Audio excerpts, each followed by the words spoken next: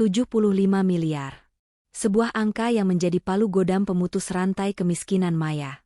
Malam itu, di kamar utama Istana Riyadh, ia bukan sedang dinikahi, melainkan sedang menekan kontrak termahal dalam hidupnya. Pangeran Fahad datang, bukan dengan cinta atau gairah yang berapi-api, melainkan dengan penguasaan yang dingin dan terencana. Maya telah mengira ia menukar tubuhnya dengan kebebasan finansial, tetapi ia segera sadar bahwa kelembutan Fahad justru lebih menakutkan daripada kekerasan. Gaun satin merah itu menjadi sangkar emas yang menjerat, dan setiap sentuhan pangeran adalah pengingat bahwa ia kini adalah properti yang dibayar lunas. Lalu, apa yang terjadi setelah janji 75 miliar itu terpenuhi? Mengapa Maya, sang istri bergelimang harta, justru merasa semakin hampa dan akhirnya diabaikan seperti baju lama? Kita akan selami bagaimana uang yang seharusnya membawa surga justru mengubah hidupnya menjadi neraka, dan apakah ada harga yang pantas untuk sebuah jiwa yang hilang? Udara Riyadh adalah debu emas, keras dan panas, tetapi bagi Maya, yang jauh lebih panas adalah api putus asa yang membakar di dalam dadanya. Selama 2 tahun merantau, tangannya telah mencuci piring, mengepel lantai marmer, dan mengurus 3 rumah tangga yang berbeda. Semuanya menorehkan luka yang sama, rasa tidak berharga. Ia datang sebagai seorang anak dari Indramayu yang miskin, membawa satu janji, keluarga harus selamat, dan satu rahasia berlapis. Setahun lalu, ia pernah menelan puluhan pil sakit kepala, bukan karena ingin mati, tetapi karena ingin tidur tanpa mimpi buruk. Gagal, ia bangkit dengan ketahanan yang dingin. Ia bukan lagi seorang perempuan yang berharap, tetapi seorang pejuang yang menghitung kerugian. Setiap air mata yang tumpah ia konversi menjadi saldo utang orang tuanya. Kini, ia bekerja di istana mewah milik Pangeran Fahad bin Khalid, anak ketiga yang kaya dan berkuasa. Fahad baru berusia 27 tahun, tetapi sorot matanya yang coklat gelap tidak mengenal keraguan. Di balik senyum menawan yang mematikan, Fahad melihat Maya bukan sebagai manusia, melainkan sebagai objek yang belum dimiliki.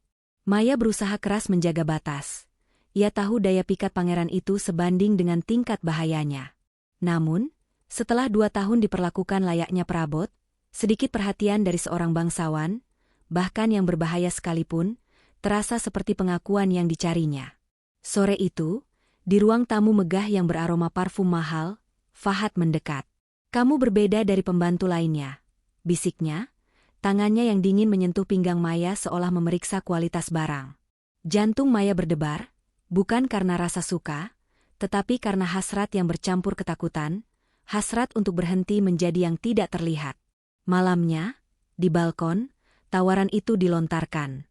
"Aku akan menikahimu secara siri," katanya, matanya menembus kegelapan. 75 miliar.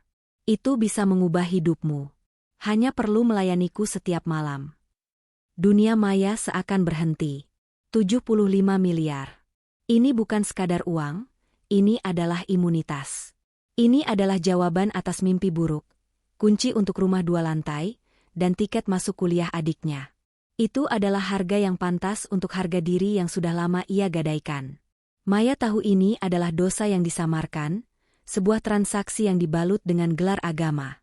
Tetapi ini lebih halal di mata masyarakat kampungnya daripada apa yang ia lalui di kamar majikan-majikannya sebelumnya. Ia tidak menolak karena ia putus asa, ia menerima karena ia pragmatis. "Aku terima, Tuan," katanya keesokan paginya, suaranya tenang, mengubur rasa jijiknya sendiri. Tapi hanya jika ini benar-benar pernikahan, bukan mainan. Fahad tersenyum. Senyum kemenangan seorang kolektor. "Malam ini kamu akan menjadi milikku."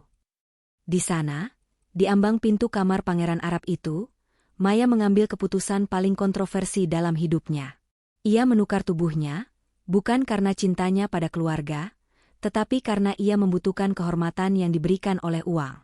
Ia menatap ke masa depan di mana ia akan menjadi pahlawan kaya, bukan budak miskin. Dan demi gelar itu, ia rela menjadi istri ketiga, atau istri ke-10, selama harganya sebanding. Pernikahan siri itu berlangsung singkat dan kering, diadakan di dalam ruang kerja pribadi pangeran, tanpa saksi yang benar-benar independen, tanpa kemeriahan. Bagi Fahad, ini adalah formalitas yang diperlukan untuk mengubah status properti. Bagi Maya, Ini adalah kontrak bisnis paling menguntungkan yang pernah ia tanda tangani. Sore itu, ia dibalut gaun satin merah mahal, merasa seperti boneka porselen yang baru dicat. Sosoknya dicermin tanpa asing, sebuah fasad mewah untuk jiwa yang sudah lelah. Begitu ijab kabul selesai, yang memakan waktu kurang dari 15 menit, Maya dipanggil ke kamar utama. Kamar itu megah, terlalu megah untuk sebuah pernikahan yang dilakukan tanpa cinta. Fahad duduk di tepi ranjang, menatap Maya dengan pandangan menilai.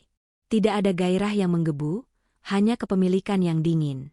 Aku ingin malam ini menjadi milik kita, katanya, berdiri dan berjalan perlahan ke arah Maya. Aku ingin kamu menyerahkan semuanya padaku. Bukan karena aku membayarmu, tapi karena sekarang kamu adalah istriku. Kalimat itu, bukan karena aku membayarmu, adalah kebohongan paling manis yang pernah didengar Maya. Tentu saja ini karena pembayaran. 75 miliar adalah harga kebebasan yang ia impikan, dan malam ini adalah cicilan pertamanya. Maya mengepalkan tangannya di balik gaun. Ia tidak ingin menjadi korban yang menangis. Ia ingin menjadi mitra dalam transaksi ini. Namun, saat Fahad mulai menyentuhnya, semua konsep bisnis Maya hancur. Malam pertama itu jauh dari romantis. Tidak ada kelembutan, yang ada hanyalah penguasaan yang lembut. Fahad memperlakukannya seolah Maya adalah ekstensi dari hidupnya, bukan pribadi yang utuh. Anehnya, kelembutan itu justru lebih menakutkan daripada kekerasan. Kelembutan Fahad melucuti pertahanannya. Ia membuatnya menyerah secara mental, alih-alih fisik. Fahad menyentuh tubuh Maya seolah ia telah mempelajari semua titik lemahnya, membuat pikiran Maya berontak sementara tubuhnya tidak mampu menolak. Ini bukan cinta, ini adalah disiplin kekuasaan. Setelah semuanya selesai, Maya hanya bisa menatap langit-langit kamar, merasa kosong. Fahad tertidur di sampingnya, memeluknya dengan santai, seolah baru saja menyelesaikan tugas rutin. Baginya, ini adalah hal biasa, haknya. Bagi Maya, malam itu adalah titik nol di mana ia menerima bahwa ia telah menggadaikan sesuatu yang lebih besar dari kehormatan, ia menggadaikan kontrol atas dirinya sendiri. Pagi harinya, siklus itu dimulai. Fahad meminta Maya duduk di pangkuannya saat sarapan, memberikan kata-kata manis bercampur perintah. Jangan pernah menolak saat aku menginginkanmu, katanya sambil tersenyum menawan. Sejak saat itu, hari-hari Maya berubah menjadi rutinitas yang brutal. Pangeran itu menuntut pagi, siang, dan malam. Maya menjadi boneka porselen yang mahal, selalu siap dipertontonkan dan digunakan. Ia telah mencapai kemewahan, tetapi ia tidak pernah merasa semurah ini. Di mata dunia luar, Maya telah memenangkan lotre. Kamar pribadinya di lantai 3 istana, lengkap dengan pelayan dan lemari pakaian mewah. Fahad membelikannya perhiasan emas putih, parfum Perancis, dan mengajaknya berkeliling Riyadh dengan mobil sport, membiarkan orang lain melihat wanita cantik di sampingnya. Ini adalah show kepemilikan. Di siang hari, Fahad adalah suami yang menawan, sang penjinak. Tetapi di malam hari, ia adalah penuntut yang kejam, yang hanya tahu cara mengambil tanpa memberi. Malam ini aku butuh kamu. Bisikannya selalu sama, tanpa kekerasan, hanya penekanan pada hak. Ia tidak lagi perlu bertanya. Ia hanya menarik Maya ke ranjang dan menatap matanya dalam-dalam. Maya, yang tadinya pragmatis, mulai terkikis. Ia mendapatkan uang, tetapi jiwanya terasa seperti gletser yang mencair, meninggalkan kekosongan. Puncaknya terjadi pada hari ke-7. Maya, yang kelelahan secara fisik dan emosional, pingsan di kamar mandi. Pelayan bernama Zahra, seorang wanita tua yang bijaksana, menemukannya. Zahra membantunya dan berbisik, dengan mata yang dipenuhi simpati yang dingin, "Kamu harus kuat. Banyak perempuan sebelum kamu yang tidak bertahan lama." Kalimat itu menampar Maya. Ia bukan yang pertama. Ia bukan yang istimewa. Ia hanya satu dari koleksi pangeran, barang yang dibuang setelah kebaruan pudar. Ia bertanya pada Zahra, dan sorot mata Zahra mengonfirmasi ketakutannya. Fahad, di usia 27 tahun, telah melalui puluhan pernikahan siri dengan wanita asing. Uang adalah tameng, dan nikah siri adalah legalitas palsu untuk tindakan yang tidak etis. Malam itu, dengan rasa muak yang mendalam, Maya memberanikan diri. Ketika Fahad datang, ia menghentikannya. Aku ingin bicara, katanya pelan. Aku merasa seperti hanya tubuh untukmu. Kamu tidak pernah menyentuh hatiku. Fahad terdiam, tawa kecilnya muncul, dingin dan meremehkan. Aku memberimu segalanya. Kamu tidak bahagia? Uang bisa membeli segalanya, balas Maya, suaranya sedikit bergetar, tapi tidak kebahagiaan. Dan juga, tidak bisa membeli harga diri. Malam itu Fahad meninggalkannya, wajahnya kecewa. Maya lega, ia telah menyuarakan perlawanan. Namun, ia tidak tahu bahwa penolakan itu memiliki konsekuensi yang jauh lebih buruk daripada permintaan. Fahad menjadi dingin, jauh, dan mulai memerintah melalui pelayan. Maya masih menikmati fasilitas mewah, tetapi ia menjadi tahanan yang diisolasi, boneka yang kehilangan nilai mainnya. Perlakuan Fahad yang dingin jauh lebih melukai daripada sentuhan paksaannya. Ia mulai bertanya pada dirinya sendiri, di depan cermin yang kini ia hindari, apakah aku telah menggadaikan diriku terlalu murah? Apakah 75 miliar sebanding dengan jiwaku yang hampa? Maya terjebak dalam sangkar emas yang dingin. Sudah hampir 2 bulan ia menjadi istri siri yang semakin diabaikan. Ia mendapatkan gelar, uang, dan kemewahan, tetapi ia kehilangan kehangatan, harga diri, dan tidur yang nyenyak. Ia mulai menangis diam-diam setiap malam. Semua yang ia lakukan, pengorbanan dirinya, telah membahagiakan orang lain. Utang lunas, rumah direnovasi, adik masuk kuliah. Ia telah menjadi pahlawan di mata keluarganya. Suatu malam, ia menghubungi ibunya melalui video call, sebuah tindakan putus asa untuk mencari penguatan. Wajah ibunya berseri-seri, dipenuhi rasa bangga. Ibu bangga padamu, nak. Semua ini berkat kamu. Maya tersenyum kecut. Ibu, kalau suatu hari aku pulang tapi hatiku sudah bukan milikku, ibu masih mau menerimaku? Tanyanya, suaranya tercekat. Ibunya terdiam, bingung. Maya segera menutupinya, tetapi ia tahu bahwa kebahagiaan ibunya dibangun di atas kehancuran dirinya. Sebuah dilema moral yang kontroversi, uang itu menyelamatkan mereka dari neraka kemiskinan, tetapi memenjarakan jiwa Maya di neraka kemewahan. Ia menyadari bahwa ia telah berhasil menunaikan janji kepada keluarganya, tetapi ia melanggar janji kepada dirinya sendiri. Klimaks dari kekosongan ini datang beberapa hari kemudian. Fahad pulang larut malam dengan wajah muram setelah pertemuan keluarga kerajaan. Dari balik pintu kamarnya, Maya mendengar perdebatan sengit antara Fahad dan kakak laki-lakinya. Dia cuma pembantu. Kamu gila, Fahad? Kalau ini ketahuan, kehormatan keluarga bisa hancur. Bentak suara keras kakaknya. Maya tercekat. Bukan uangnya yang dihina, melainkan dirinya. Di mata mereka, ia hanyalah seorang pembantu, komoditas, dan aib yang tersembunyi. Gelar, istri, hanyalah formalitas agar Fahad merasa nyaman dengan tindakannya sendiri. Setelah perdebatan reda, Fahad masuk. Ia terlihat lelah, tetapi tidak menyesal. Ia duduk di kursi, menatap Maya dengan pandangan kosong. Kita harus akhiri ini, katanya datar. Aku akan menikah secara resmi dengan wanita pilihan keluarga. Kamu akan tetap mendapat kompensasi. Rekeningmu aman. Tapi kita tidak bisa tinggal bersama lagi. Maya tidak marah, tidak syok. Hanya rasa kosong yang kian mendalam. Aku mengerti, jawabnya.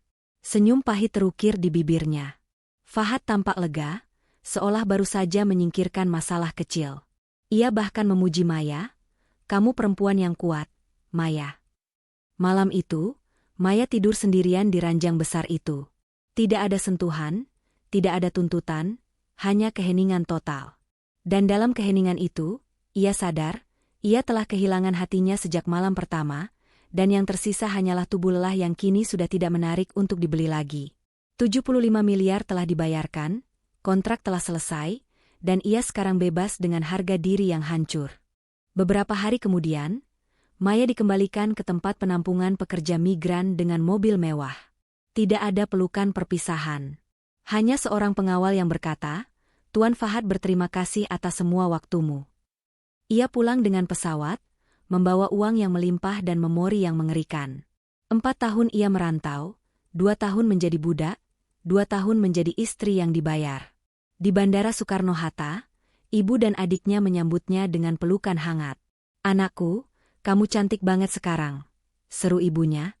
Maya hanya mengangguk, pura-pura tegar. Hatinya kosong, tetapi ia telah menjadi pahlawan yang dinantikan. Di Indramayu, hidupnya tampak sempurna.